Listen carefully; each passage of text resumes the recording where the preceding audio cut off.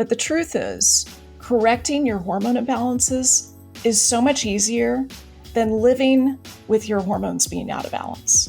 So the way that you correct them is so much less work than the daily struggle when your hormones are not in balance. Hi everyone, Dhru Purohit here. Question for you. Do you have extra belly fat around your waist? Is your hair falling out what feels like earlier or in places that it shouldn't be falling out? Do you have sleepless nights or breast tenderness, or is your period irregular?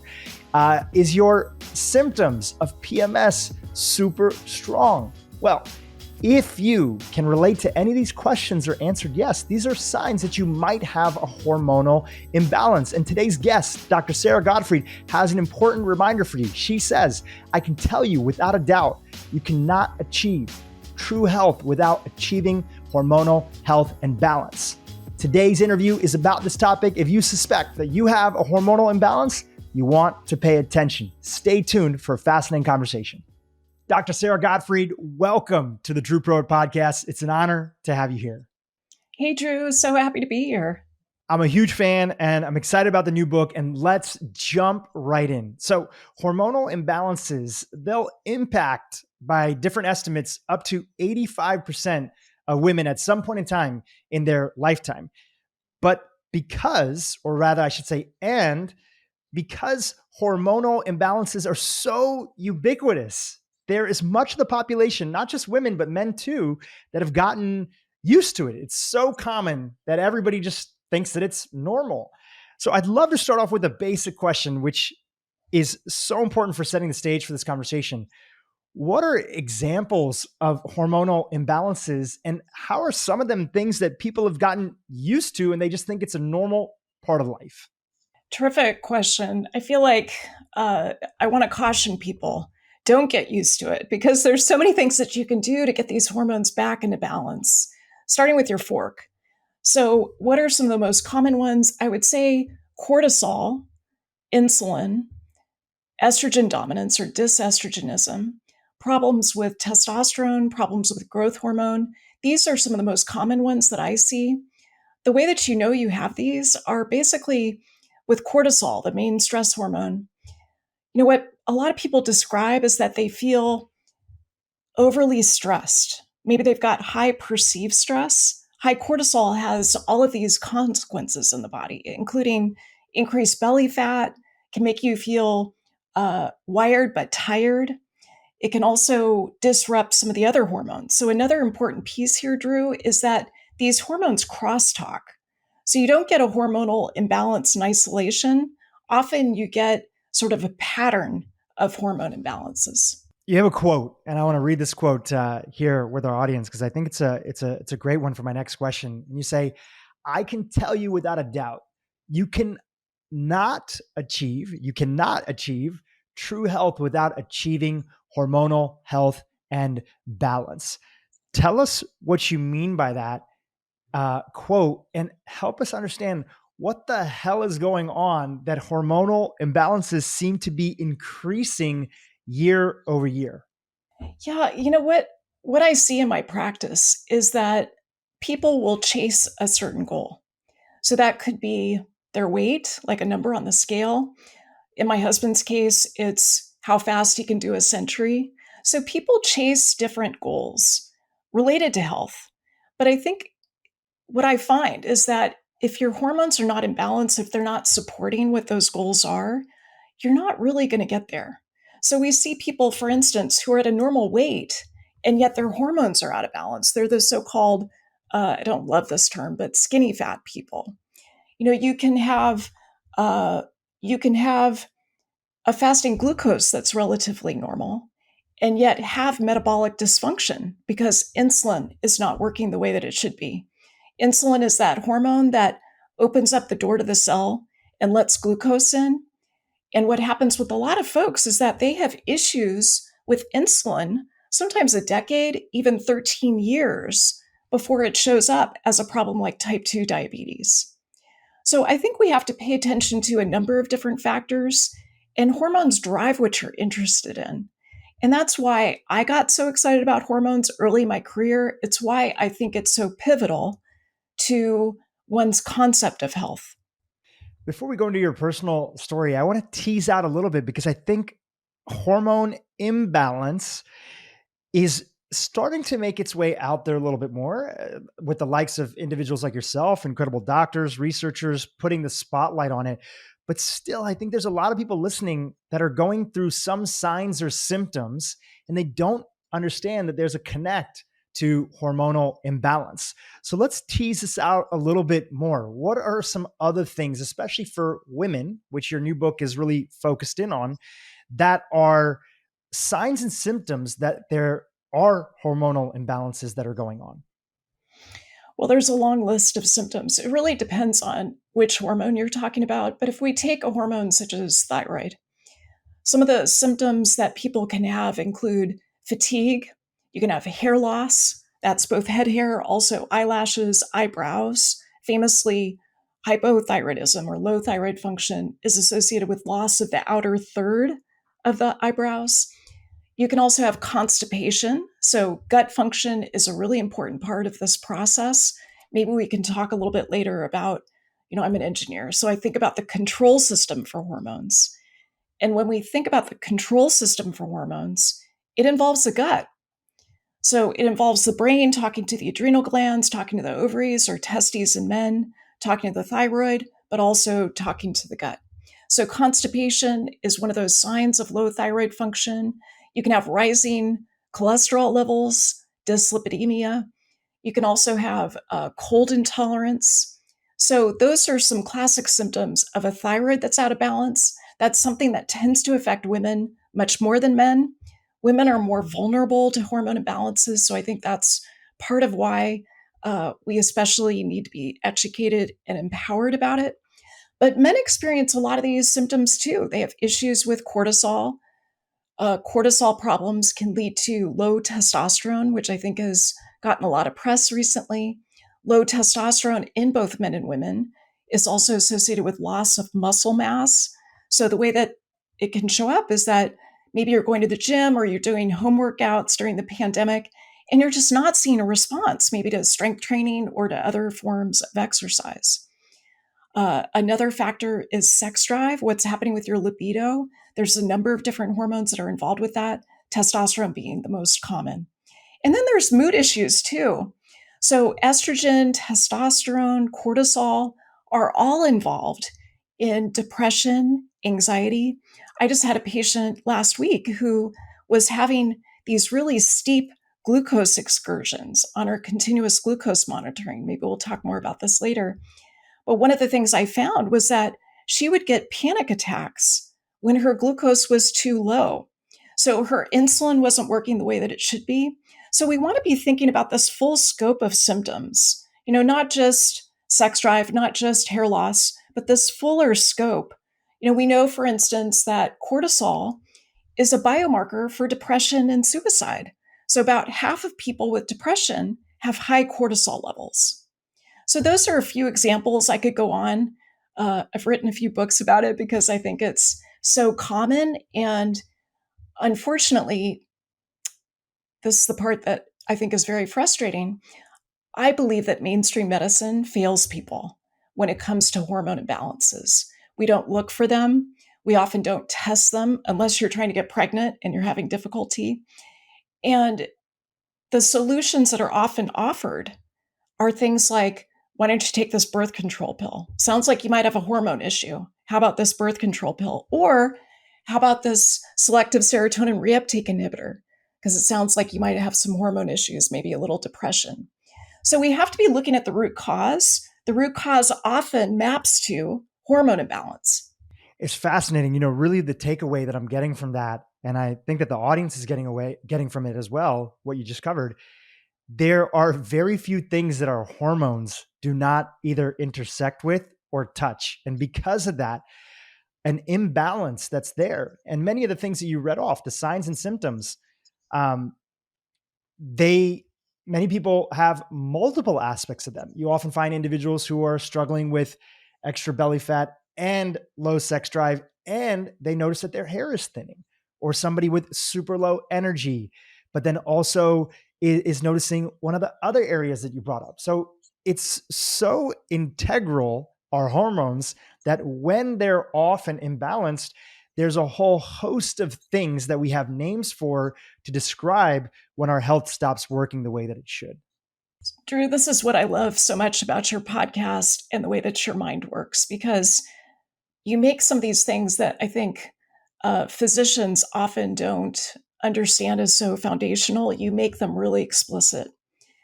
And the point that you're making, that hormones are involved in so many functions in the body, is such an important part of this conversation. The way I think of it, I think analogies can sometimes be helpful when you're talking about hormones and complex biochemistry. The way that I think of it is that your hormones are like the text message system of your body. So the way that your brain is telling your adrenal glands to make more cortisol, it's a text message that gets sent through the bloodstream to your adrenal glands. The way that your hypothalamus and pituitary talks to your thyroid to okay, let's pick up the clip here, is again through these text messages. So unless you're aware of these text messages and kind of how they're originating, how they're regulated, how food is such an important factor for them, how other lifestyle choices like sleep and exercise and your stress level, unless you understand some of these factors that are affecting those text messages, it's going to be really confusing. But once you get sort of this text message idea, these things fall into place. And it becomes much easier to say, okay, I'm mapping to this particular hormone imbalance. My metabolic hormones are a mess. Here's how I can fix it. It's beautifully said. And I often think of it as, imagine you're getting mail and you live in a house, or email in this day and age, and you have a notification that there's a bill that's coming due for your internet. And you miss that bill because that message doesn't get translated over. So you don't pay your bill. And then one day you're just trying to function and on Zoom or doing an interview like we are here. And then your internet goes out and you're wondering, why did my internet go out? Or why do the lights get turned off? Or why is the trash not getting taken out? So these messenger molecules are happening all the time. And if we don't create the right environment for it, then the messages get lost in translation and a whole host of things end up happening. So I'd love to come back to your personal story. Can I say one quick thing about that? Please jump in. I really love this analogy too. And I think one piece of hope I want to give to folks is that this may sound like a complicated system, but the truth is correcting your hormone imbalances is so much easier than living with your hormones being out of balance. So the way that you correct them is so much less work than the daily struggle when your hormones are not in balance. So I think that's really important to give people, kind of the wind at their back to pursue this and to understand what's going on hormonally with your body. And also, don't outsource that to your healthcare professionals. I think it's important for us to know what's going on hormonally, individually. Thank you for jumping in, and please jump in anytime because you have so much experience working directly with patients and I've seen so many people feel this sense of, okay, I know I have hormonal imbalance. I know I can relate to these things that Dr. Gottfried is talking about right now. But if my own doctor doesn't understand it for the care that I'm getting right now, how the heck am I supposed to wrap my arms around it? But there is hope. And your doctor is part of your team. They're not in charge of you. They're part of your team and you work in coordination with them, but you're the CEO of your own health. And with the right information, you can navigate what direction this company, if you're the CEO, the company is your body, what direction it wants to go in. And that's really the hope of this conversation in your book. So I'm excited to jump a little bit more into it. So I want to start off with your personal journey. You grew up in a very healthy and progressive family. You had examples of eating whole foods and positive examples in relationship to food and health. From what I understand, growing up, at what point in time did this understanding for hormonal imbalance, which you've written multiple books on, at what point in time did it become real? And did you start to fully understand it on your own personal level that this thing exists and is a problem for many people, including women like myself? It's a great question because I would say I was always integrative. I was always, looking beyond just a pill bottle to answer the question of how do I create the best health.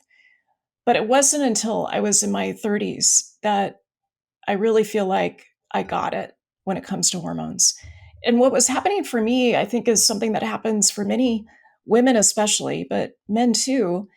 I was struggling in my mid 30s. I was working too hard.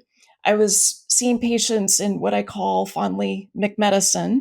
So I was seeing 30 to 40 patients a day. And I was pretty frustrated with that because I felt like I went through, I went through my medical training in my 20s, and yet here I was in my 30s, not able to deliver the kind of care that I wanted to give. So there was this mismatch with the work that I was doing, which created stress. I had a couple of kids and I couldn't lose the baby weight. So all the old tricks that got me to my goal weight, got me to fit into the clothes in my closet, they no longer worked. And I remember driving home one day from work and sitting in my car in the driveway of my house, knowing that, my two kids were inside the house with the nanny. And I just was struggling to get out of that car and go open the front door. I just felt so exhausted and way too young to feel so tired. I was married, I was attracted to my husband, but my sex drive was almost zero. And I just felt like, wow, this is no way to live. This is no way to live. I don't want to live like this for the rest of my life. And so I did what many people do. I went to my primary care provider and I said, here's my list of woes. I've got PMS. I don't want to have sex with my husband. I can't lose this baby weight. I'm fatigued. I'm burned out at work. What do you suggest? And that's where I got offered a birth control pill and also at the time, Prozac. So at first I was kind of ashamed and put off. I remember he even wrote on a whiteboard, Dhru. He wrote on a whiteboard in his office, eat less plus exercise more equals weight loss. He's like, you know this, you learned this in medical school. And that's where I got angry because I realized that so many millions of people were being told this very same thing, and it was wrong. So, yes, calories matter, but hormones matter more. And so I had that righteous indignation that then led to, writing books and really looking at the ways in which medicine fails us, both men and women, and how can we work around it? How can I empower people to use lifestyle redesign to correct these most common hormone imbalances? So I left his office, I went to the lab, I ordered my own test, I scienced myself. I found that my cortisol was 3 times what it should have been. My estrogen was too high. Progesterone had left the building. Progesterone is like nature's Xanax, and I had almost none. My thyroid was not working properly, in part because my cortisol was so high. My testosterone was low. I was basically a hot mess, Dhru. So that's what really got me to turn that corner and to say, okay, I got failed by the medical system. If I got failed, so many other people are getting failed too. We've got to do something about this. After that major awakening and part of your own hero's journey, you went through something that a lot of people who might even be watching right now go through is once they understand that there's a problem, the next question that comes up is why? And as you started to ask yourself why, what came up for you as some of the core root issues that were playing into the imbalances for the hormones that you were running on yourself and getting the test results back from? So, yet another reason why I love talking to you, Dhru, because it's all about root cause analysis. So, in addition to those hormones that I mentioned, one of the things I found, and this was, at age 35 or so, my glucose was elevated. I had high insulin. So I checked my fasting glucose. I hadn't checked it since maybe medical school. My fasting glucose was about 105. And I thought, wow, that's weird. What's going on? My doctor said, oh, this is fine. Don't worry about it. But my insulin was also elevated. It was like in the 20s. And this was after fasting for about 12 hours. So I felt like there was something going on that was related to all these other hormone imbalances, what I found was that the primary drivers were my metabolic health. So that includes insulin, uh, glucose. There's so many different ways that we can assess this now: leptin, adiponectin, glucosamine. But it was also related to cortisol. It was related to the way I was interacting with my environment, especially work, that was dysfunctional.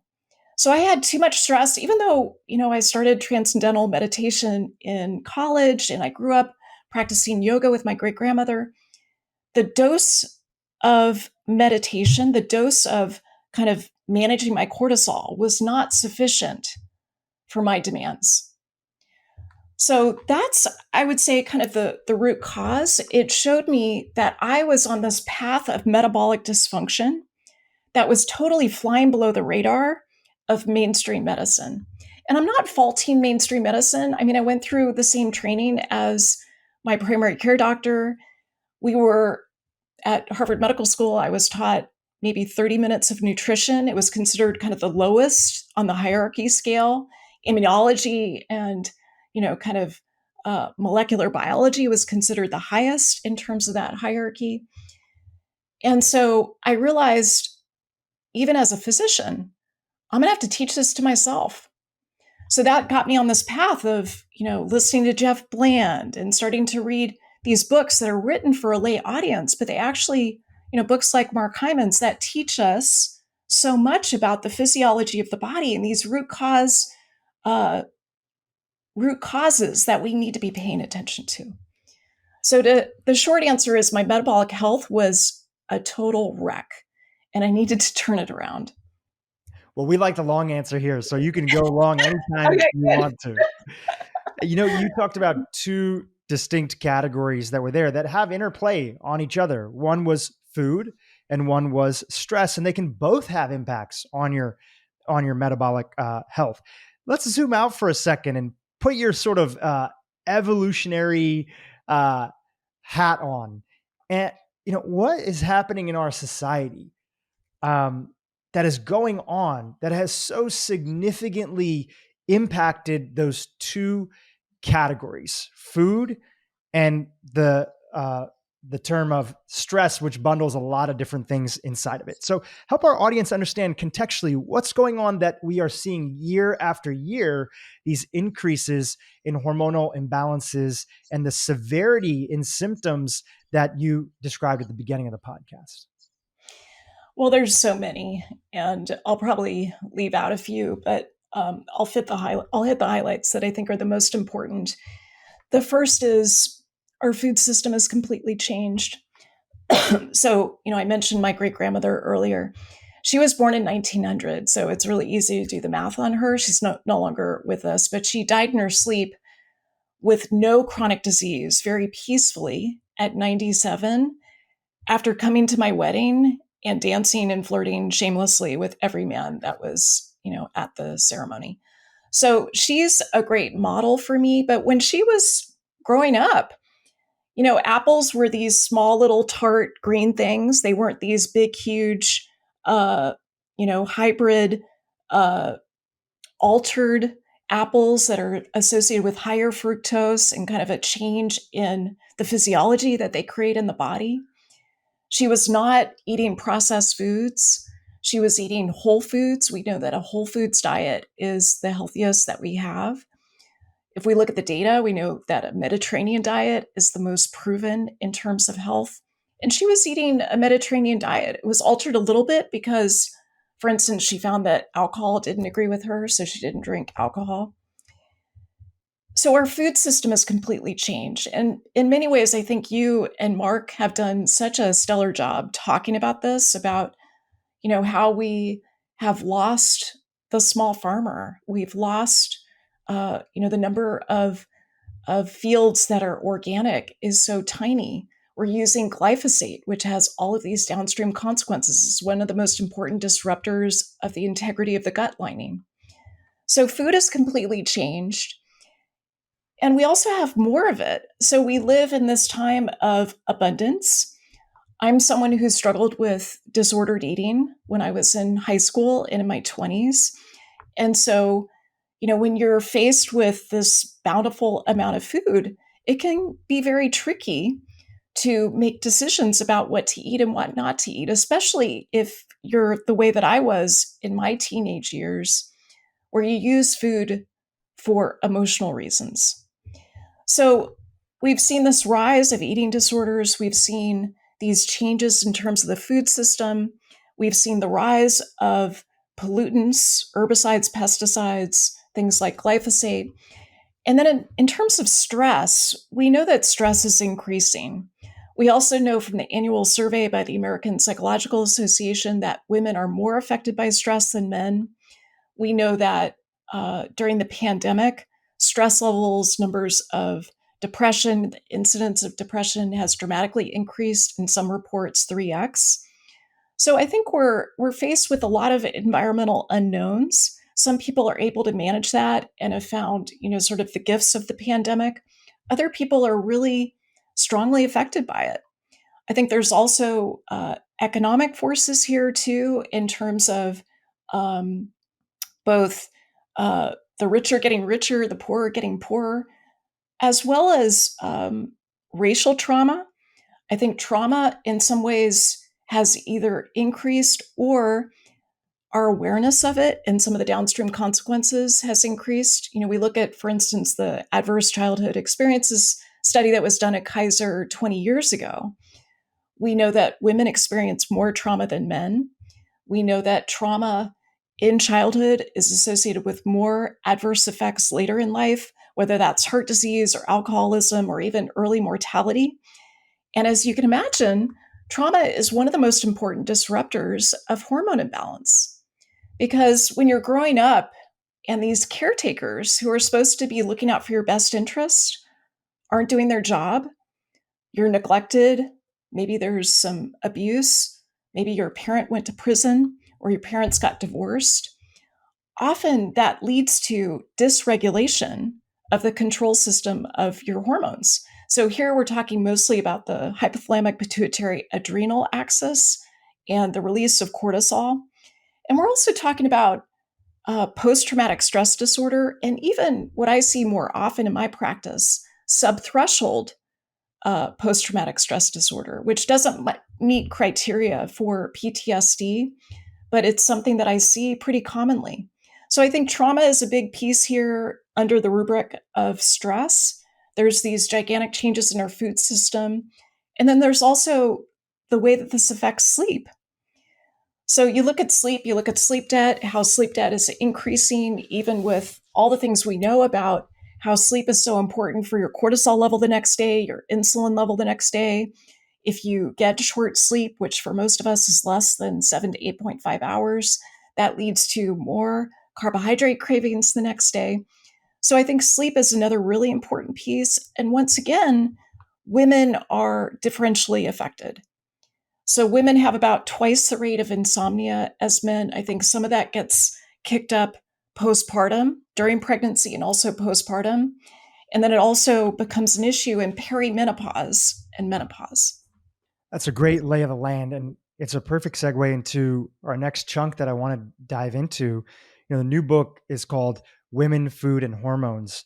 And on top of everything that you shared here about the high level statistics of how women are more impacted by especially stress in their lives, what is it that fundamentally you want? Again, hormone imbalances, they impact men, they impact women, but there's something that uniquely is there for women. So when you sit down with your patients, which I would say you see both men and women, but for the ones that are women, what do you want them to understand about a lot of the solutions that are out there, well-intentioned, well-meaning solutions that work for a lot of people?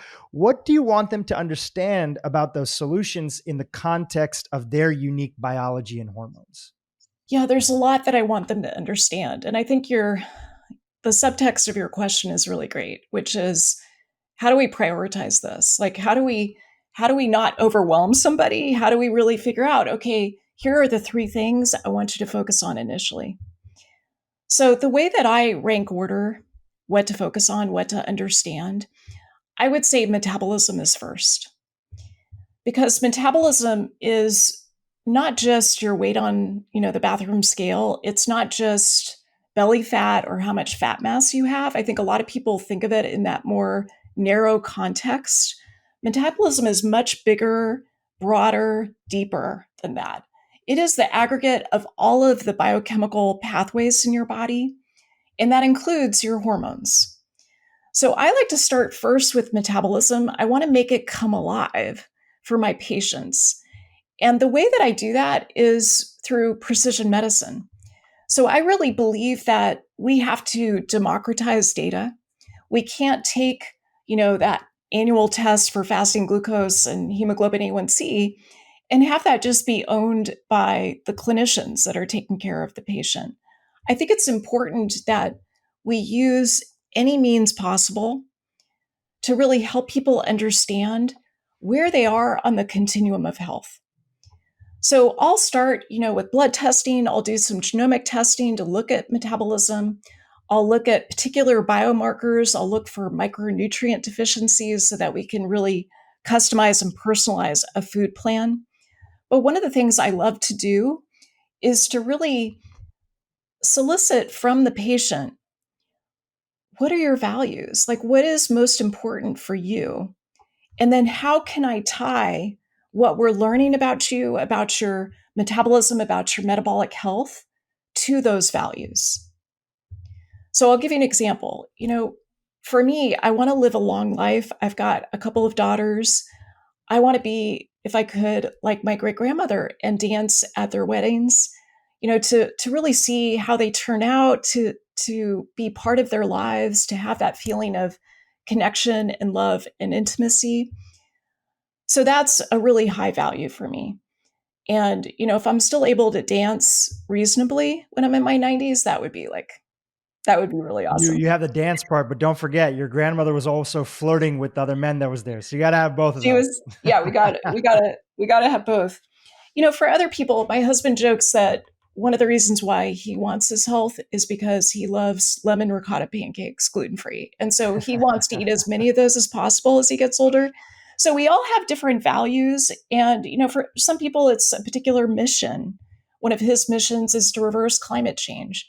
So mission can pull us forward too, but then let's connect it to metabolism, because that's the way I think that you get the best buy-in.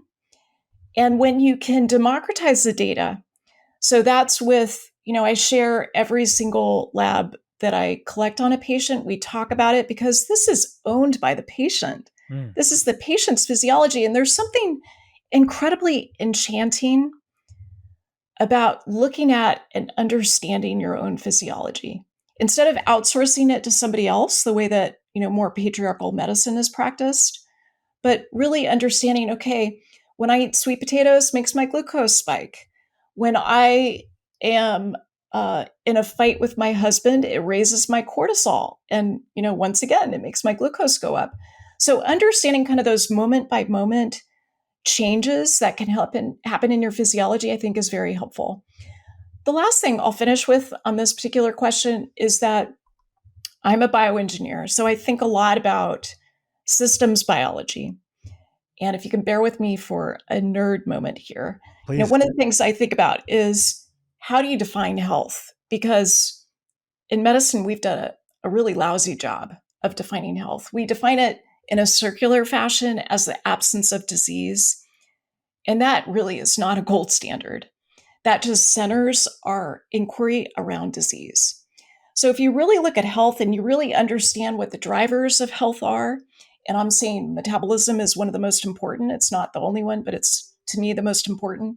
And then you look at these transitions that can occur along a continuum from health to pre-disease. So, for instance, insulin resistance or pre-diabetes. And then another transition later to maybe type 2 diabetes. When you understand where you are on that line, it gives you this feeling of, oh my gosh, I can do something about this. And one of the cool things when it comes to metabolism is that the most proven way to correct your metabolism, to reverse metabolic inflexibility or metabolic dysregulation, is through diet and lifestyle change. So that's been proven over and over again, even though our medical training system does not show physicians how to do this. So this is where I really invite our listeners to step into that place of not outsourcing the assessment of your metabolism to someone else. Like really understand it yourself, because it's as important as your savings account. It's as important as your retirement account. In many ways, it doesn't matter how much you have in your 401k or defined benefits. What matters is your metabolism, because that is such a key driver of health span, that period of time that you feel fantastic and you're relatively disease-free. To me, it's really a message I'm hearing from you of empowerment, because the law of responsibility says that if it was your fault, and I don't mean that in the sense of blame, but in the sense of control, if you had a part to play in it, if it was partly your fault in some way or another, then you can do something about it. If it wasn't your fault, if this is all genetics, if this is all somebody else's dealing, then we lose the power to change it. And so when we remember that it's in our control, that's a positive thing. That's a beautiful thing, because we can do something about it. Now, I want to ask one question off of that. Can I say one quick thing about that, Please Dhru? jump in. I love that point about responsibility. And what I hear you talking about is ownership.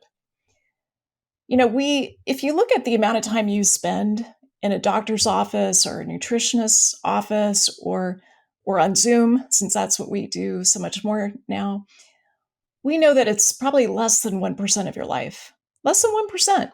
So you have this other 99% of your life where your health is unfolding before your eyes. And if you're just outsourcing all of the metrics, kind of the understanding of health to that 1%, you are really selling yourself short.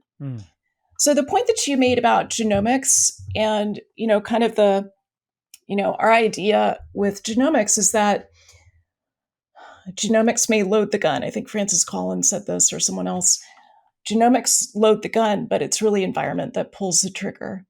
And there is almost no condition that is 100% genetic. Environment plays a role in some way or another.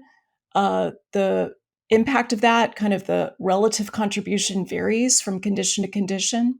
But if you look at something like metabolic health, genomics probably plays somewhere around a 20 to 70% role. So you have this remainder that really is under your power to address. So I'm sorry for cutting you off. I just wanted to fit that in. I see cutting people off in the context of friends and education as a positive sign that people have things to say. So please cut me off. You have something really amazing to say. I want you to jump right in as you did. And vice versa. Cut me off anytime you want. On the topic of empowerment, there has been more education, and you've been a huge part of this, around helping women, and of course men too, right? The men that love them and are there to support them, but really helping women understand that they are not just smaller men in the context of their bodies. Yes, women know that they have a period every month, a monthly menstrual cycle, and yet hormones go a lot deeper than that. Can you talk a little bit about the unique makeup that is there for women that has to be kept into account when they're looking to apply personalized medicine or personalized approach to their lifestyle? Yeah, another great question. So when it comes to your hormones, we'll start with that in terms of some of the sex differences, the biological differences between men and women. There's also gender differences, which are the socially constructed differences between men and women that are, things like increased responsibility for childcare and child rearing and other things, household responsibilities. But when it comes to sex differences, let's start maybe with testosterone. So a lot of people think of testosterone as a male hormone, and it certainly is a really important regulator, a primary regulator of the male body, but it's also a primary regulator of the female body. A lot of folks don't realize that testosterone is the most abundant hormone that women have, the most abundant hormone. So if you look at your level, if you get a a hormone panel and you're looking at your serum level of total testosterone, free testosterone, maybe progesterone, estradiol, what you'll see is that the concentration is highest for testosterone. So that means that women have less of it. So men have about 10 to 20x the amount of women, but women are exquisitely sensitive to it, exquisitely sensitive. So it's involved in many of those things that we talked about already, such as sex drive, muscle mass, but it's also involved in confidence, agency, vitality, mood. In men, it's associated with low levels of testosterone are associated with more anxiety and depression. That's been less proven in women. But what we know is that it's really important to pay attention to these testosterone levels. So even though there's a sex difference, don't ignore some of these metabolic hormones like testosterone. Another key difference is maybe the reverse, which is estradiol, which is the most potent type of estrogen that women make. Men make it too, women make much more of it. And the level of estradiol fluctuates considerably over a female life cycle. So it increases at puberty, it goes through, kind of this maturing process with the control system. Sometimes periods are irregular during that time. During pregnancy and postpartum, there's really dramatic changes with estradiol. And we know, for instance, that postpartum, when you go from these sky high levels of estrogen, in this case, estriol, together with progesterone, down to delivering your baby, delivering the placenta, and then having very low levels of these, it's similar to perimenopause. So that sudden change can really trigger mood issues for women. It can trigger postpartum depression, postpartum anxiety. It also can trigger, because these hormones are signaling molecules, it can trigger autoimmune attacks such as Hashimoto's thyroiditis and all other autoimmune thyroid diseases. And then in perimenopause and menopause, there's again these dramatic changes with estradiol. Typically in perimenopause, the first half, it's wildly fluctuating, which can trigger a lot of mood issues and again, anxiety, as well as estrogen has about 400 jobs in the body. So there's a long list of symptoms. And so we really know that that is a time of tremendous flux. Another hormone that's quite different in terms of the sexes is growth hormone. So women make more growth hormone until menopause, and then they make less growth hormone than men after menopause. So there's this change that occurs right around somewhere around 50 to 52. The way that we secrete growth hormone is different. So women make it more continuously, whereas men pulse it more. And I'll back up for a second. What does growth hormone do? It's a hormone, just like its name, that's involved in growth. So the growth and repair of cells. It's when you're a kid, it's involved in your height. So kind of your growth pattern. People who have short stature sometimes have some issues with growth hormone, like growth hormone insufficiency. It's also involved in modulating things like belly fat and insulin regulation. So it's got its hands in a lot of different functions, and levels can change significantly for women after menopause. So these are a few examples of some of the sex differences between men and women that I think are important to know about. Powerful. And thank you for that review. I think a lot of that understanding is most helpful, especially when people are looking at how to personalize their approaches. And since we've started talking about solutions to get to the root causes of addressing hormonal imbalances, again, both for men, women, or any other gender that somebody identifies with, but talking biologically, now comes the question of how do we begin? You've already talked about metabolism. You talked about the power of continuous glucose monitors and how you use that to democratize medicine, as well as give patients access. And the analogy that I love about continuous glucose monitors, it's like, imagine if you only were able to check your bank account, once to twice a year. You would have no idea. Are you on track for your budget? Are you not on track for your budget? Are things going well? Are they not going well? And I see glucose monitors operating in that same way. And I know you have some recommendations on that, which we'll talk about in a little bit. What are some other things in the context of getting to the root causes of hormonal imbalances that you want people to know are within their power to make a change and a difference on? There's a long list once again. I think cortisol is probably the low hanging fruit when it comes to the way that your physiology is behaving. And the reason why I say that next after talking about metabolism is because cortisol is a priority hormone, meaning that you need it to live. You can live without estradiol, you can live without testosterone, you can live without uh, many hormones, but cortisol is essential to life. It's involved in so many different things. It is involved in regulating glucose, it works together with insulin, it's also involved in immune function, it's part of your circadian rhythm. So it's got this really foundational role in your health. And I think what's interesting about cortisol is how much you can modulate it with mindset, with food. So, reducing food stress, for instance, not eating foods that you're intolerant to. I happen to be intolerant to gluten and dairy. So, it raises my cortisol if I get exposed to those foods. So, cortisol, I would say, is really a low hanging fruit. Understanding where you are with perceived stress. I'll give you an example of how you can test this. There's a perceived stress scale that I think is very helpful that was published by Cohen.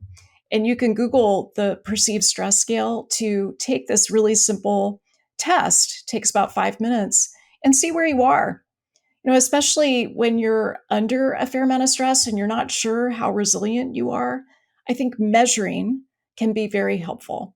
So, cortisol, I would say, is one of those low hanging fruits. I've had someone on a podcast before say, oh, it's like Michael Cortisol Leone. Like it's a little bit of like the godfather in the body. And that's true because it's such a high priority. It's also so involved in this interdependence with other hormones that it's good to know about. So, once again, lifestyle factors can modulate cortisol so readily, whether that's practicing yoga, which we know reduces cortisol, and by consequence, it also affects interleukin 6 and other biomarkers associated with inflammation. You can, meditation, I think, is a very powerful way to change cortisol levels. And can I jump in for a second? Please, I saw a really great video that you made on Instagram not too long ago talking about also, again, I love simple, practical solutions that anybody can do. And it was about a breathing technique that was there. Would you mind sharing about that? Of course. So this is Buteyko breathing. There's a Ukrainian physician who developed this way of breathing. And it was so interesting to me when I first learned about it because I have a voice disorder, which you can probably hear. It's just as a result of doing so much public speaking and not breathing properly for many decades. So, Buteyko breathing is one of the recommendations that came from my voice therapist who said, you seem like an overbreather. And what I was doing, Dhru, is what I think a lot of yogis do, in that I'm a certified yoga teacher. I take these deep inhales, I extend the exhale, and that can create some inefficiencies in terms of gas exchange. So the work of Buteyko, Dr. Buteyko, is to change your breathing pattern, to do this for about 20 minutes twice a day, to make your breathing more efficient. So the way that I do it is I use an app, Breathing Zone, and it counts out the breath and kind of guides me. So I just did my 20 minutes this morning before we got together.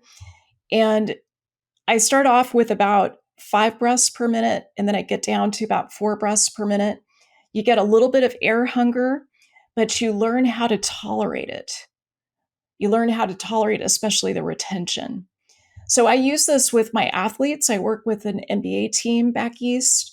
I use it with, people who struggle with cortisol issues. It's a very efficient way of improving your breath pattern. And it's been mostly studied in asthma. It's been shown to help quite a bit with asthmatics. It doesn't have a ton of research behind it, but lack of proof is not proof against. This is one of those interventions that I think doesn't require some complex randomized trial to show that it's useful. That's great. Meditation, yoga, breathing, all simple things. Even sometimes people practicing self-compassion and talking to themselves and letting themselves know. The research on self-compassion shows that our body doesn't know the difference between us comforting ourselves and putting our hand on our chest.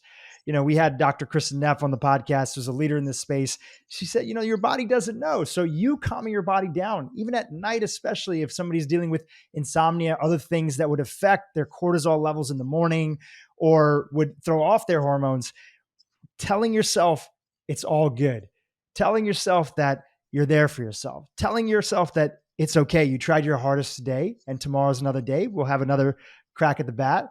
Those things are all key because they get to, as you mentioned earlier, these sub traumas that often don't get diagnosed or addressed that we all as human beings are going through on a regular basis. I love that, Dhru. Yeah, I would say trauma is part of the human condition. And the question is, how do you respond to it, especially as an adult when we have more resources than we did as children? So I love that you brought this up because it makes me think of this concept of social genomics and how, we're not just these stable human beings that don't change moment to moment, second by second. We change a lot in response to me talking to you right now. My matrix is changing through social genomics. So when you're around people who, lift you up, light you up, that has all of these benefits. There's less data on that self-compassion and the way that you talk to yourself, but I imagine that also affects your genomics quite dramatically. So we want to be having the best possible conversation with ourselves, especially when it comes to stress. And this is one of those places where I think women often get the short end of the stick, and they maybe they didn't have a good stress response modeled for them by their parents. And so they end up having kids. They're like trying to balance work life and can really be struggling. So it can lead to these hormone issues that, I then pick up and measure. But I really want people to have this sense of agency that you can talk to yourself in a different way. You can change your perceived stress level and you can become more resilient. Like all of that is within your power. It is in your power. And, before we jump into your protocol that you've designed that really helps and walks people through all these aspects and puts it all together and some new things that we'll get a chance to cover, like intermittent fasting that we didn't get a chance to go deep into on a personal level, because stress, there can be a targeted amount of stress that's good for us, right? Exercise, going in a really hot sauna, and even some of the life stresses that are out there, getting ready for a big public speaking event or even your first speaking event. That can be stressful, but it builds courage. It builds resilience when we come out on the other side and know that like we can handle a certain amount of what life throws at us. Now, in the context of Dr. Gottfried being a human being and a mother and a wife and a physician today, as much as all the things that you practice and talk about, naturally, I'm sure there's days that are more stressful for you. What are your personal go-tos, or what have been things that have been a game changer in your journey to continue to help you bring in resilience in the face of the natural stresses that we all go through? What a lovely question. I would say the biggest game changers for me were the way that I exercise. I've always been an exerciser, but I changed the way that I exercise starting in my mid 30s. And I exercise with friends. I think there's something about being together with, in my case, a girlfriend. We've been exercising together every weekend for 16 years. And I feel like that is probably the biggest game changer that I've seen in my life. So that again is, kind of one of these social genomics ideas. But there's something about being together with your girlfriends that just really changes perceived stress. So it's one of the most helpful things that I've found. When I was in that doctor's office, kind of shivering in one of those paper gowns, and he was writing on the whiteboard, I was running about 4 to 5 miles 4 days a week, totally unaware that my chronic cardio was raising my cortisol levels even higher. And so I realized when I saw this crazy high cortisol level that was 3 times what it should have been, I realized, oh my gosh, I need more adaptive exercise. I need yoga. I need Pilates. I need to do more walks, like walking meditations. So I changed the way that I exercised. I started doing more HIIT training because I still love, kind of that power adrenaline endorphin rush. But I really changed away from chronic cardio, which was driving up that cortisol level. So, another thing that happened that I think is really important, it's funny, this is such a game changer, and yet it's such a simple thing. I read the book by Gary Chapman, The Five Love Languages. And that's one of those teeny little books that was seriously, it saved my marriage. It went from, what happens with most people. I don't know if you've talked about this book before, Dhru. Have you heard of it? We haven't talked about it, but I'm very familiar with it. I've done the quiz and everything. Okay. So what are your love languages? Yeah, my love languages are quality time and physical touch. Yeah, that's beautiful.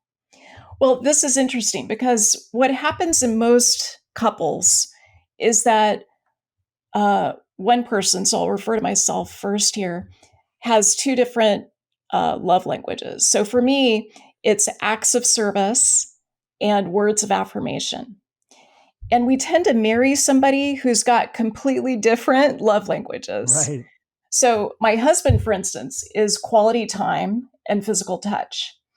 So the way that I would show him love, the first 5-10 years of our marriage was I would do acts of service and I would give him words of affirmation. He's like, I don't really care about these. And I wasn't showing him love in his own language. So I think for me, in terms of stress, kind of that day-to-day feeling of emotional currency with my husband and, kind of getting rid of most of the conflict that we had was all about learning how to talk to him in his love language. And of course, he's done the same. He's realized, wow, when I balance the bank account, you see that as love. That's so weird, but okay. So that's been a huge game changer. There's many other things too. I think for me, what I find really helpful is measurement. So, this is a particular bias that I have. I feel like, what Kelvin said, I think he said this, what you measure improves. So measuring my cortisol levels, doing that on a regular basis, not just, an AM serum cortisol, but looking at my diurnal pattern, what happens over the course of the day with my cortisol, looking at my cortisol awakening response, looking at this once a year and kind of gauging how I'm doing. That has been really helpful for me. So measurement is really key. Great reminders. And also, I think the big reminder within everything you shared, and thank you for being open about that and sharing about your marriage and your husband and, a book that was really important to both of you, is that there's so many pathways to creating balance for areas of your life that you don't feel balanced. And food tends to get so much attention.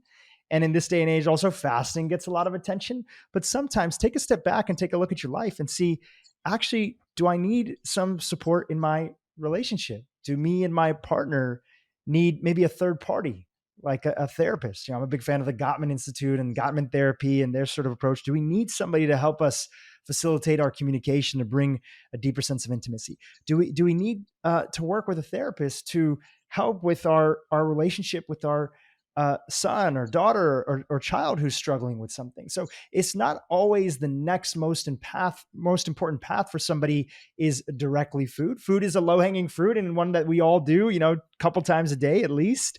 But it's just another reminder that there's so many aspects that could impacting, especially the context of stress. So it's important for people to find their own version of that so they can work on it. Yeah, such a good point. I mean, I imagine we're going to get to food next because it is such a huge game changer. And, I think many of the things that I thought were so healthy that I was eating, if I go back to my 35-year-old self, the oatmeal for breakfast, the orange juice, I would do juice fasts. A lot of the things that I was doing was creating excess stress in my body. So changing the way that I ate was probably the biggest game changer of all. Yeah, I'd love to talk about that. When you look, you just mentioned a few yourself.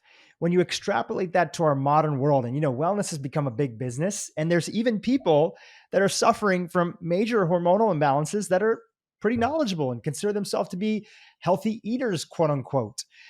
What do you see, right? I want to set this up for social media. I think this will be a great clip. Give us three top things that are mistakes. Again, they could be well-intentioned, that people have when it comes to their diet and how that impacts hormonal imbalance. Love this too. So I would say number one is juice. A lot of us think that juice is healthy. We think it's an efficient way to get, maybe a green juice with celery and apple and spinach is so healthy for you. But we're really designed to eat those foods together with the fiber. So juice is not the panacea that a lot of people think it is. I think that's really essential to know. And one of the things that I was doing back in my 30s was that I would do these juice fasts and then I would refeed and I would gain all the weight back. So it just wasn't a helpful thing for me. It set me up for yo yo dieting and really, in some ways, ruined my metabolic health. So that's number one. Number two, I would say, is villainizing carbs. So I think we've gotten to a place where people hear about low carb diet, they hear about the ketogenic diet, and they think, oh my gosh, I just need to cut carbs out of my life. I don't need carbs. I need protein. I need fat. Maybe they go on a classic ketogenic diet. And I think we have to be really careful about that because the data looking at folks who follow a classic ketogenic diet, we know that there's some significant changes that can occur to the gut microbes. So to the microbes themselves plus their DNA, which is known as the microbiome. There can be a decrease in diversity, alpha diversity in particular. There can be a decrease in stool volume. And so we want to figure out, okay, it's not that carbs are the villain. It's actually metabolic inflexibility that's the villain. So that's what we want to address. So maybe we could talk a little bit about metabolic flexibility versus inflexibility. The third thing is, if I have to pick a third, I would say villainizing fat. So I grew up with Dean Ornish. I remember reading his books in high school, and when I went off to college and medical school, I would make these pasta dishes with tons of vegetables and zero oil.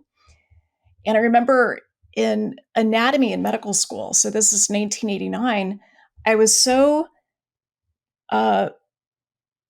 disturbed and freaked out about working with a cadaver that I just couldn't imagine eating meat. So I stopped eating meat. I was continuing with this low fat plan. And what I found was that my hormones just became a total mess. I remember my breast size went down by about 2 cups because my cholesterol, I remember measuring it right around then after I went on this vegan food plan with very little fat. What happened for me was that my total cholesterol went down to like 120. And cholesterol is the backbone of all the sex hormones that you make. If you look at the sex hormone pathway, it goes from cholesterol to pregnenolone, the mother hormone of all of your sex hormones. And it goes on to progesterone and cortisol and DHEA and testosterone and estrogen. So fat is not the villain. We went through that low fat phase, which I think did more harm than good. And we're still recovering from it. So healthy fat is really important for you. It's the way that you make a healthy balance of hormones. So those are the 3 that I think are the most important. Those are 3 great ones. And I think we should absolutely go into metabolic flexibility because this is really the sophistication of the wellness movement, kind of the culmination. And we'll grow every year and we'll learn more. But this is a term that a lot more people are getting familiar with because there's been all sorts of diets that have steered us in one direction or another. And kind of like the Buddha used to say, the middle path is there's something to say about the middle path. So talk to us about metabolic flexibility and how it's understanding when we incorporate it into our, not only our body, but our mindset can be a better way to navigate life, and also a little bit more of an enjoyable way to navigate life. It's definitely more fun than I think the alternative, which is metabolic inflexibility. So the definition of metabolic flexibility is the ability to switch between burning carbs and burning fat, depending on what type of fuel is available. You can think of it like a hybrid car that can switch between electricity and gas, depending on the type of fuel that's available.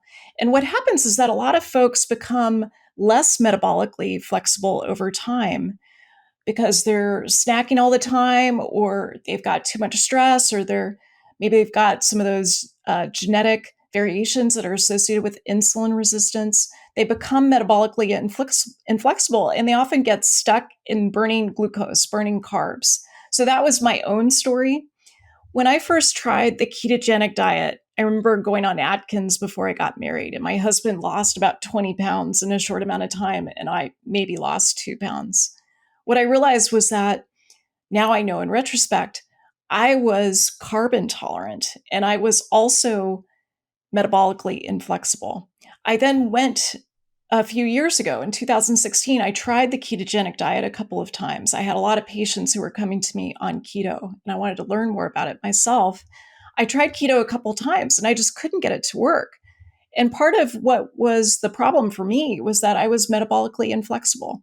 So, for instance, to get into ketosis, it would take me about 10 to 14 days just to start to make ketones because my body was so used to burning carbs.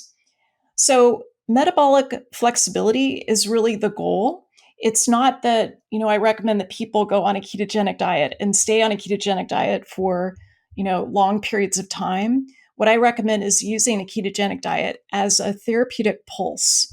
So typically 4 weeks, which is what I cover in my book, and then to start to bring more carbohydrates in while you're tracking metabolic flexibility. You can track it as your ketones. You can use a breath meter like Lumen. You can use a continuous glucose monitor. You can use a glucose ketone index. There's many different ways to track this. But what we're looking for is that ease with which you can flip the switch between burning glucose and burning fat, depending on the type of fuel that's available. It's a powerful way to really see that metabolic flexibility as a human being, as an organism, the human species, has been probably a big part of what has allowed us to become the species that we are. Travel all around the world, be able to think of advanced technologies, be able to expand our brain size, because we had that flexibility, especially at times of major changes in the climate that could affect food sources and other aspects. It's also great because diet sometimes can get so tribal, and really between having using these tools, as you mentioned, the continuous glucose monitor, using things like Lumen or other breathometers that are there, you can really dial into what works well for you. On a personal anecdote, if I could add in, a few years ago when I started going to keto, and a big part of keto in the more traditional sense is making sure you get a higher amount of saturated fat inside of your diet, the clean sources of saturated fat that are there. I noticed that my health journey originally started because I had really bad acne. And I noticed that because I've dealt with so many gut issues from being on antibiotics as a child, that the saturated fat would trigger almost like an endotoxemia effect inside. And I started getting a lot of flare up of almost acne-like symptoms. And my face would be red all the time. And then on top of that, as I would track my blood results on a pretty regular basis, getting blood work every month, I noticed again for myself personally, and a big part of this is genetics, coming from a South Asian background. Even though I was not worried about cholesterol, I was paying attention to my NMR particle size, and I was noticing that my lipoprotein A was getting quite high up there. And I just saw that my body genetically, for who knows what all the different reasons are, was not as efficient as somebody else's body at utilizing that saturated fat and putting it to work. So just another reminder of how you can try things, see the actual difference that it makes for you, get your blood work done, use things like continuous glucose monitors, and then you can personalize it to what makes sense for you.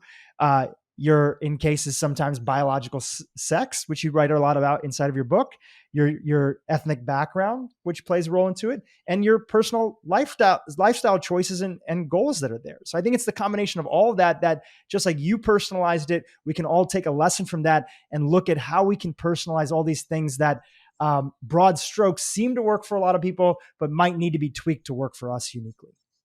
That was such a helpful illustration of how keto can increase inflammation in some people, especially the dose of saturated fat. So I really appreciate how you shared that story with acne. Thank you so much. Your skin looks amazing, by the way, Dhru, I Oh, must say. thank you. But I think this brings up some really important points, which include, when I put someone on a ketogenic diet or when people follow the 4-week pulse that's in my book, what we know is that it's pretty significantly changing hormones, signaling pathways. And there's there's genomic drivers. So, for instance, part of the genetics that you inherited from your parents determine the way that you respond to saturated fat and the way that it affects the glucose and insulin pathways. So sometimes knowing that information can be very helpful, or you can track some of these biomarkers, such as the NMR lipofraction assessment that you were describing. And we know for a lot of people that LDL goes up. If we just look at, low density lipoprotein, LDL goes up in about 10%, well, about 1 in 4 people that are on the ketogenic diet. Sometimes it's not clinically significant, but it's something that we want to track and understand, especially if people are staying on it for a longer period of time, such as they do in the Virta study, which enrolled type 2 diabetics and put them on a ketogenic diet. Overall, they had about a 10% increase in LDL. So I think this individualization is so important. You said something else that I really liked, which is the tribalism that occurs around food. And what I really hope that people hear from us in our conversation today is that I'm food agnostic. So I really believe that, even though a lot of my friends are keto or they're paleo or they're vegan or vegetarian, I think it's important to understand what works the best for you. So I learned, for instance, in medical school, when I went vegan, low fat, that was not a good fit for me. I needed more fat. I needed more protein for my hormone balance. So being able to understand that feedback loop, I think, is such an essential part of this empowerment conversation we want to be having with our body, our health, our hormones. What I also love about your journey, Dr. Gottfried, is that you're trained at some of the best institutions out there and you have this willingness and openness to try.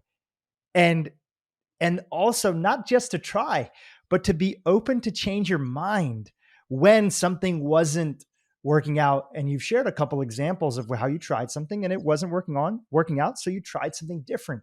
I think that's so important, especially for, I would say, the intellectual types that are listening here, that you might have a very advanced degree. Maybe it's not in medicine. Maybe it's in engineering. Maybe it's a lawyer. Maybe you think of yourself as just a very smart person.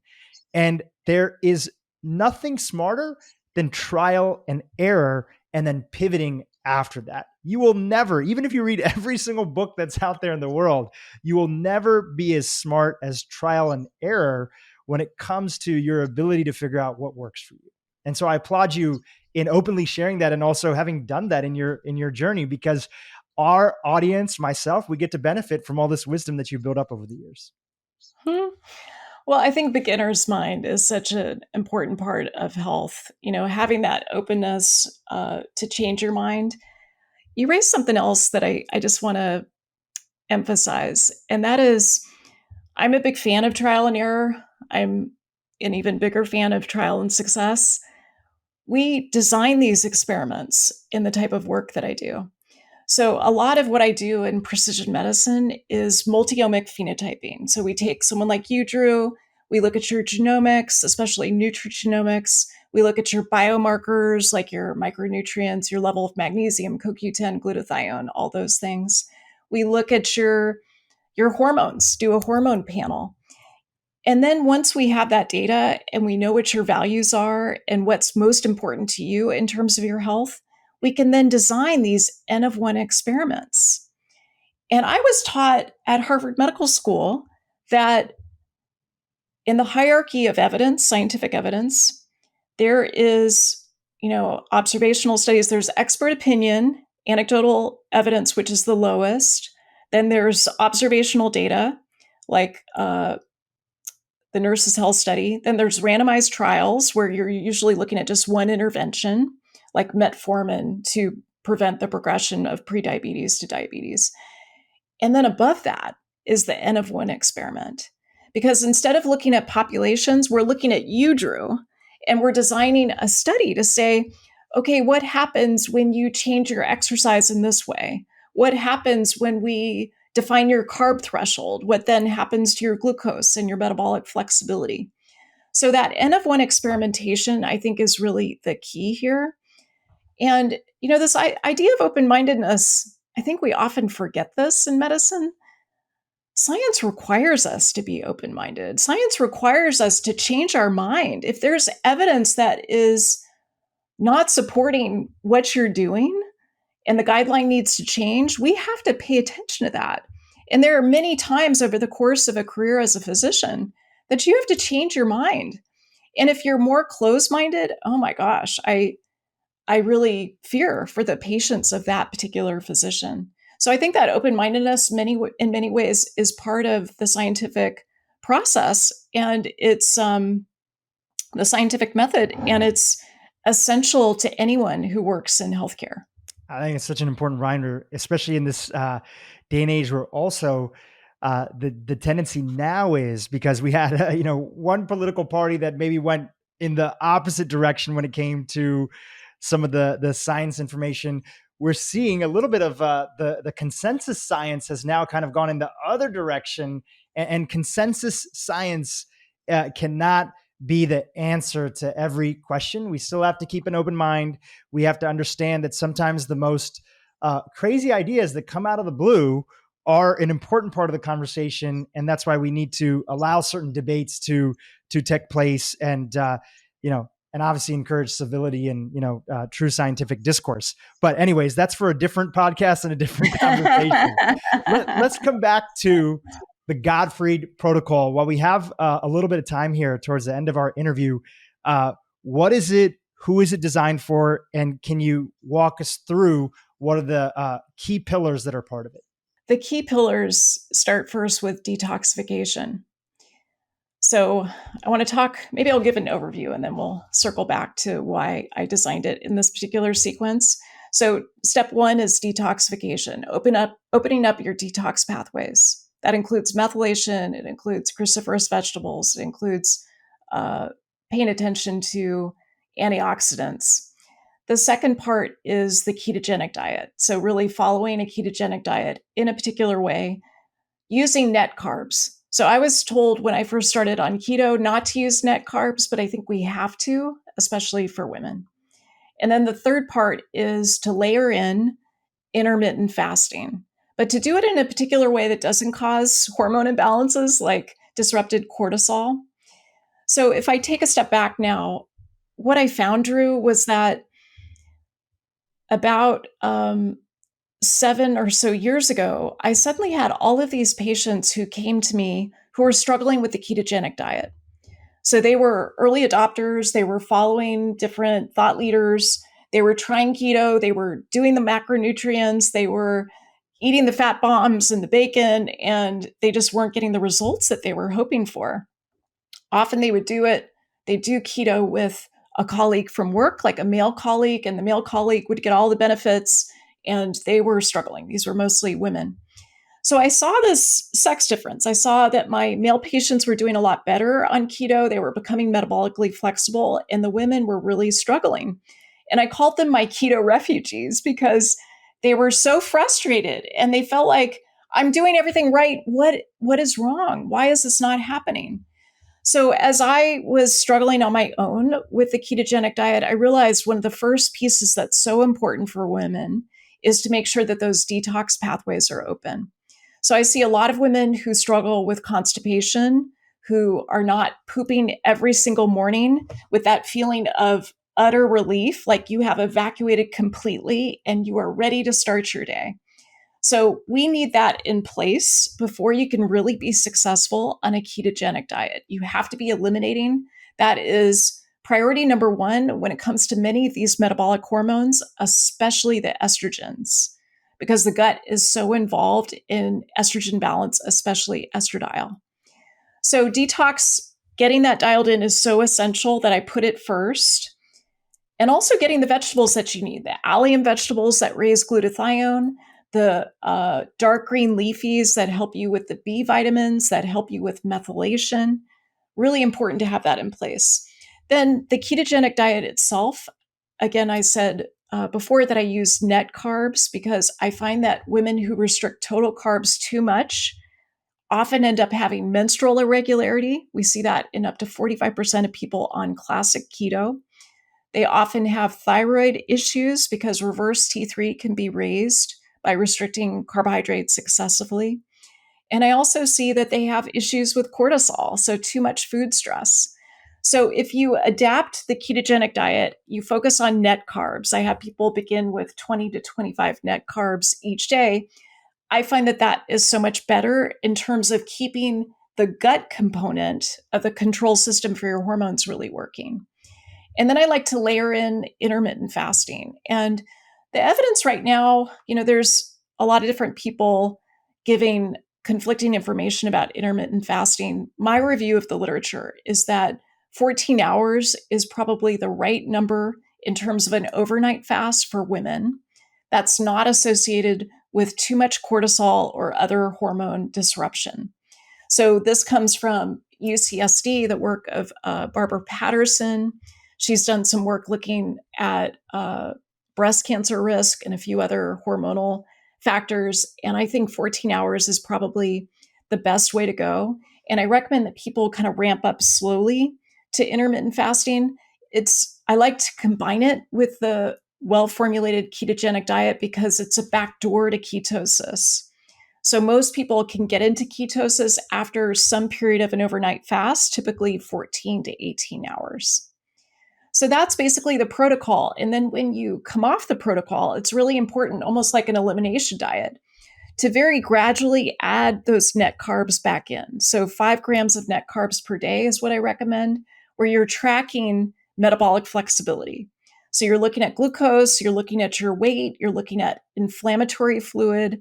You're also looking, if you want to test a little further, you're looking at glucose ketone index.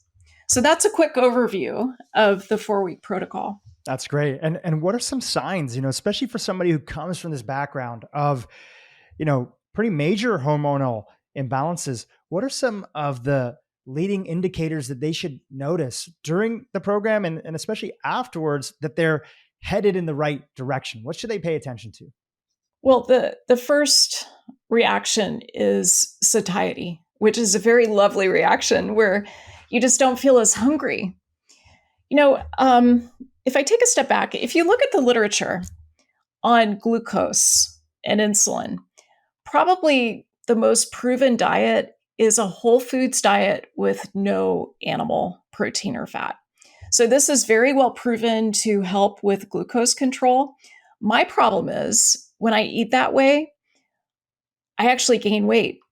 So it doesn't work for me personally. And so I have to find a way to eat clean, but to follow a ketogenic diet.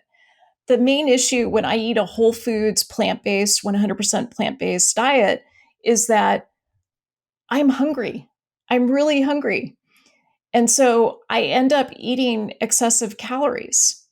So for me, the satiety that you get from producing ketones as a result of burning fat really helps me with creating that metabolic flexibility that I'm after. And of course, it's not about me. It's about other people when they follow a low carbohydrate, high fat food plan, moderate protein, they have this feeling of satiety that comes from the ketones that are produced, mostly beta hydroxybutyrate.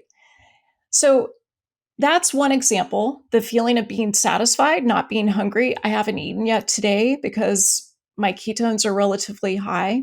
I cycle in and out of ketosis kind of as needed. Another benefit is there should be some weight loss. So especially for people who are overweight or obese, we expect as you start to burn more fat, we expect that you're going to have some fat loss. So technically it's fat loss. I don't want people to lose muscle. I want them to lose fat. And if you have fat to lose, that's one of the benefits that you should see from this type of program. Another one is relationship health. Since we talked about this earlier, I think this is a really key concept. I was filling out a functional medicine matrix, and under relationship and community, which is something we pay a lot of attention to at the Institute for Functional Medicine, I was thinking about how relationships are affected by someone becoming metabolically flexible. So when you're metabolically flexible, your blood sugar is kind of where it should be and not like spiking high after you have, I don't know, an acai bowl and then crashing down low right afterwards. That's the kind of situation where you are just a setup for a fight with the people that you love. And so I think another benefit is that you feel more even, your mood is better, you might find that anxiety is improved, and that the quality of your relationships gets better. So those are a few examples. There's a long list in the book, but those are the three that I'm thinking about right now. Well, I can't think of anybody that wouldn't want those three things inside of their life. So those are three great ones. And if you can relate to that, highly recommended to pick up the book and to dive deeper into it. And then there's a few other areas that we didn't get a chance to dive into, which you do talk about in the book. You mentioned about fat loss, not muscle loss, especially as women and men, anybody gets older, muscle mass and maintaining that with targeted amounts of protein. And of course, some form of resistance, training that we can incorporate in is a huge part of that. You do a deep dive into that inside of your book. I do, before I let you go, there are some tools, you've talked about ketos, you've talked about glucose monitoring, there's a few tools that are out there that I think would be helpful to just share with our audience that, trial and error, or as you said, rather, trial and success is a really beautiful thing. And one way that we can increase the speed of trial and success is by getting data and information quicker. So I'd love for you to share some of your most used tools that you have, in addition to the blood work that you normally get done, that have helped you to be successful on your journey that maybe our audience can get a chance to check out. First, I would say a glucose monitor. So we've been talking about continuous glucose monitors. When I first started to do this work and to look at my metabolic health, I bought one of those $25 glucose meters from Amazon. You can also get it from your local drugstore. And it just involves pricking your finger, looking at your capillary blood the way that a lot of diabetics do. But what we're doing is we're democratizing the data. So you don't have to wait until you're a type 2 diabetic or a type 1 diabetic to check a finger stick. You can do it now and assess your own metabolic health. So I find that very helpful. I've used tons of different meters over the years. I've been doing this for 15 or so years. Precision. I don't use these as much. I use it as a backup with my continuous glucose monitor, but that is one way to go. I also use a Keto Mojo. So I like Keto Mojo. I hope I can mention brands. Please.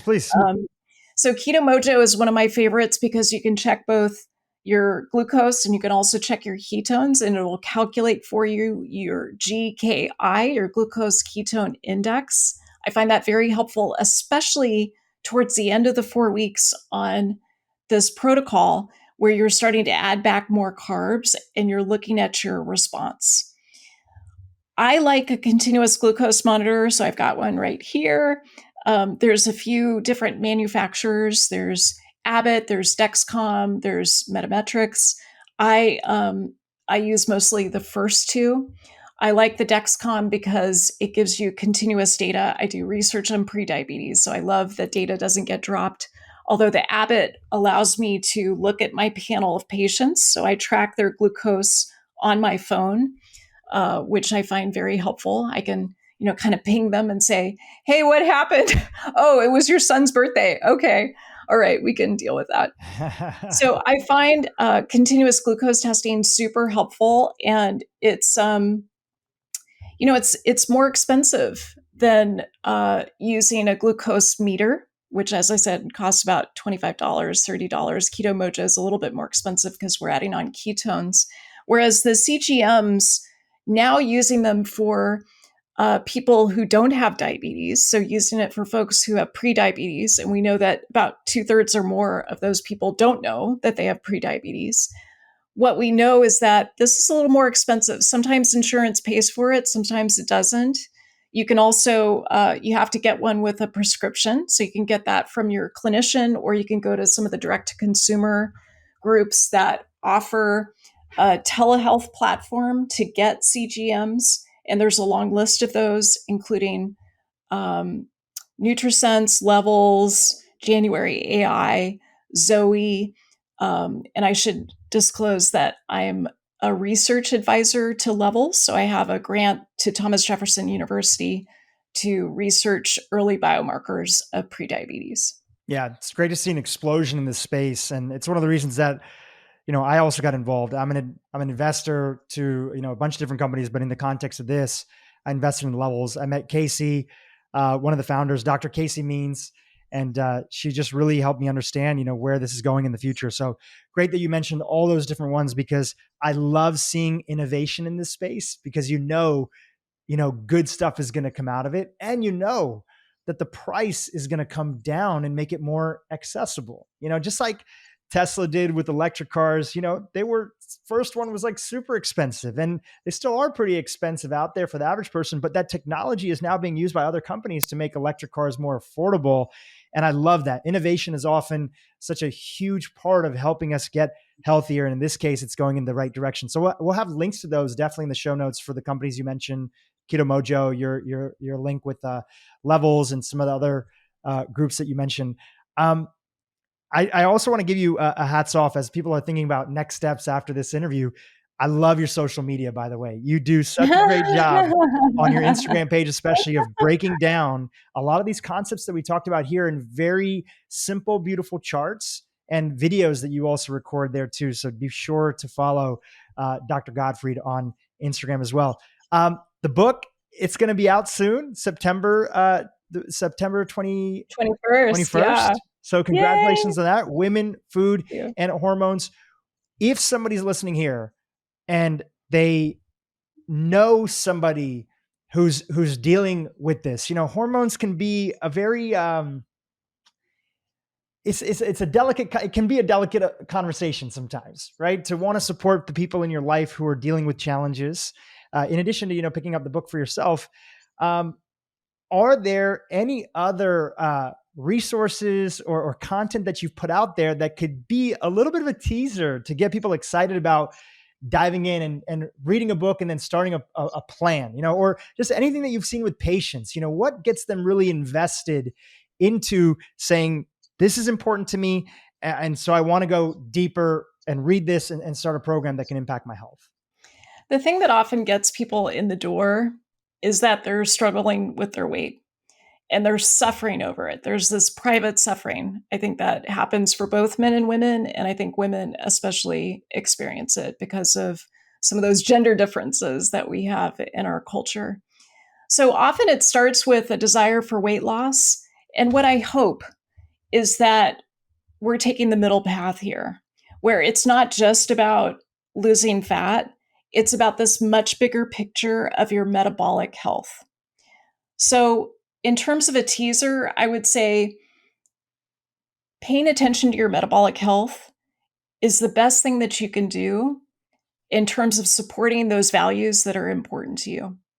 So I think really owning your metabolic health, taking responsibility for it, that's what this book is about. I take you by the hand to show you how to do it, some of the hormones that are involved. You can skip the science section if you don't want to get into the weeds, but I provide the kind of step-by-step sequence that I know is effective because I did N of 1 experiments with my patients, with the subjects that are in this book, the cases that are in this book. I had vegans and vegetarians and people who were on paleo before, people on the carnivore diet who then followed this program, followed the tenets of this program, and made it work for them.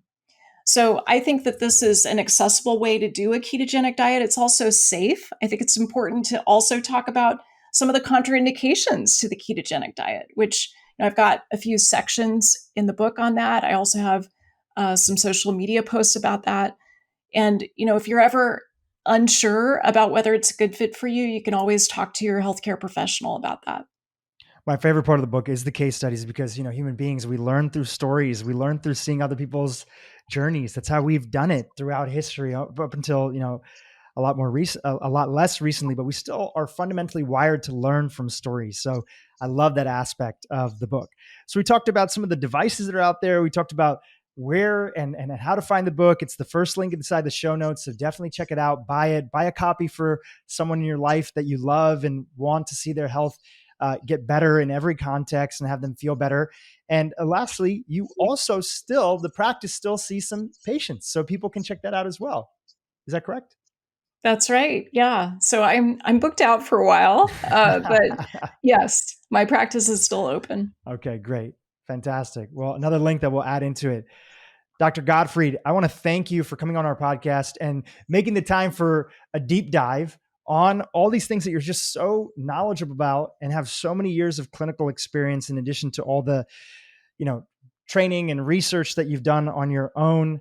And you are truly a guiding light in this space of staying away from tribalism, providing education and practical science that can be applied right away, and positive words of encouragement for people who feel like this is all so overwhelming.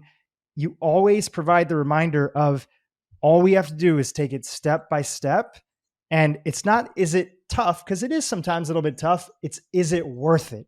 And when you're suffering and you're at the depths of your worst health or you don't feel good, anybody knows in that situation that it would be worth it. Some people would pay everything that they have to feel better. So thank you for being that voice and that reminder, because it's very hopeful for people who are listening. So I really appreciate you. And thank you for coming on the podcast. Thank you so much, Dhru. I mean, you just spoke my love language there, which I so appreciate. You mentioned overwhelm. Let me say one quick thing about that. Please overwhelm do. is a symptom of hormone imbalance. So if you find this information somewhat overwhelming, it's not a moral failing. It's not that you're doing anything wrong. It could be your hormones. So it's another encouragement to check out your hormones. And I just want to say to you, Dhru, every time I talk to you, I met you many years ago. Every time I talk to you, I just feel graced by your presence. I love the opportunity to spend quality time with you, even if it's, online. I just really love what you're doing in the world and how you're making it a better place. One podcast at a time, all the work that you do. Just so impressed with your gifts and your achievements. Thank you. Oh, thank you. The gratitude means the world, and I really take it in and sit with it. So thank you for that. Dr. Gottfried, you are amazing. And I'm so happy that you came on to provide our audience with this education. So hope to have you back on soon to have the next part of this conversation in whatever shape or form we want to take it. So thank you again for being here. Thanks, Dhru. Hey, YouTube, if you enjoyed this interview with Dr. Sara Gottfried, you're going to love this interview with my dear friend, Dr. Ben Bikman, a masterclass on fat burning. Check it out right over here. So insulin resistance it really is an epidemic that is the single most common health disorder in the world. In the US alone, it affects potentially